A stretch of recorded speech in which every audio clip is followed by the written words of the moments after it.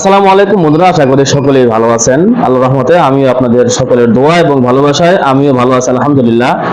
আজকে আমাদের মা বোন যারা আছেন তাদের তিনটি এমন মাসালা আমরা জানার চেষ্টা করব, যে তিনটি মাসালা আমাদের সকল মা বোনদের জন্য খুবই কার্যকরী এবং প্রতিনিয়ত কিন্তু এই মাসালাগুলো আমাদের মা বোনদের ক্ষেত্রে খুবই প্রয়োজন হয়। অবশ্যই ভিডিওটি শেয়ার করার চেষ্টা করবেন এবং ধৈর্য সহকারে পুরো ভিডিও জুড়ে থাকার চেষ্টা করবেন ইনশাআল্লাহ।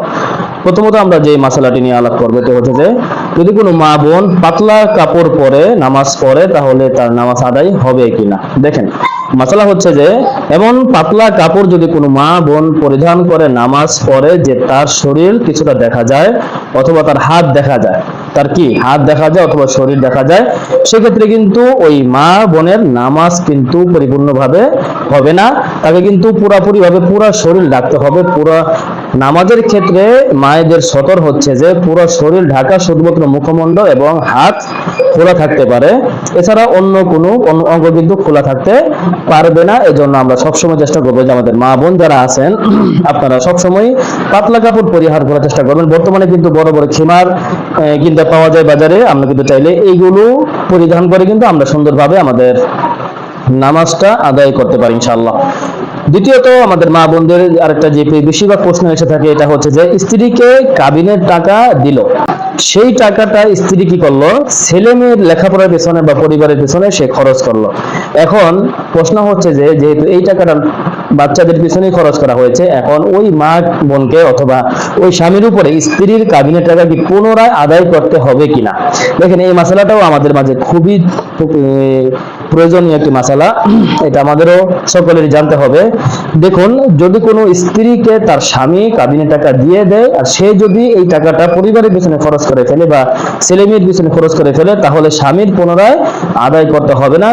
এই টাকাটা সম্পূর্ণ স্ত্রীর। এখন স্ত্রী টাকার মালিক হয়ে গেছে, টাকা হাতে বুঝে পেয়েছে, এখন সে যার কাছে ইচ্ছা বা যে খাতে ইচ্ছা সে কিন্তু এটা ব্যয় করতে পারে। এখানে স্বামীরও হস্তক্ষেপ করার কোনো অধিকার থাকবে না, যেহেতু এটা সম্পূর্ণ স্বামীর অধিকার। আমাদের দেশে কিন্তু অনেকেরই দেখা যায় যে অনেক ভাইয়েরা আছেন কিন্তু স্ত্রীর অধিকারটুকু, স্ত্রীর যে মহরের যে টাকাটুকু, এটা কিন্তু অনেকে আছেন যে দিতে চায় না।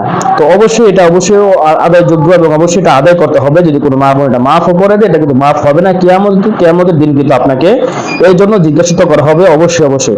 এই জন্য যদি কোনো স্বামী বা কোনো ভাই যদি তার স্ত্রীকে মহরের টাকা দিয়ে দেয় আর স্ত্রী যদি নিজের খাতে বা পরিবারের খাতে যে কোনো খাতেই টাকাটা ব্যয় করে, তাহলে কিন্তু তাকে দ্বিতীয়বার আর টাকা দেওয়ার কোনো প্রয়োজন হবে না স্বামীর উপরে। আশা করি বুঝতে পেরেছেন। 3 নম্বরে আমরা আরেকটি মাসালা সম্পর্কে অবগত হব, আরেকটি মাসালা ইনশাআল্লাহ জানার চেষ্টা করব। এটি আমাদের মাঝে খুবই গুরুত্বপূর্ণ। স্বামীকে তুই তুকারি করে কথা বলা যাবে কিনা। দেখুন, আল্লাহ তাআলা কোরআনে ইরশাদ করেছেন, ওয়া আশিরুহুন্না বিল মারুফ, তোমরা একে অপরের প্রতি তোমরা সদয়বান হয়ে যাও। এটা নারী ও পুরুষ উভয়ের ক্ষেত্রেই কিন্তু এই আয়াত আল্লাহ তাআলা কিন্তু নাজিল করেছেন যে তোমরা একে অপরের প্রতি সদয়বান হয়ে যাও, একে অপরের প্রতি তোমরা শ্রদ্ধাশীল হও। তো অবশ্যই তুই তুকারি করাটা একদমই নিন্দনীয় একটি কাজ হবে। তবে যদি তুই তুকারি এটা সামাজিক ভাবেই চলতে থাকে, যে একজন আরেকজনকে তুই তুকারি বললে এটা কোনো কষ্ট পায় না বা কষ্টসাধ্য হয় না, তখন কিন্তু এটা বলা যেতে পারে। তবে বেশিরভাগ ক্ষেত্রেই আপনি বা তুমি বললেই মনে হয় সবচেয়ে বেশি সুন্দর হয়। তো আশা করছি ভিডিওটি শেয়ার করে সবার কাছেই ছড়িয়ে দিবেন।